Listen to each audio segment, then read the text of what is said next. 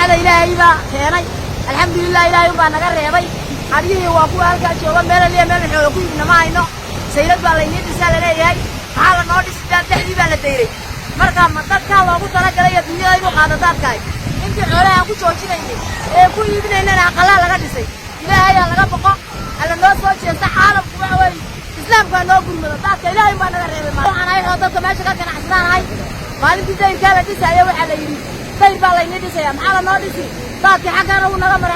naga maray xoolihii badh buu la tagay imika waxaan u diraynaa dawladda iyo caalamka baa u dirayna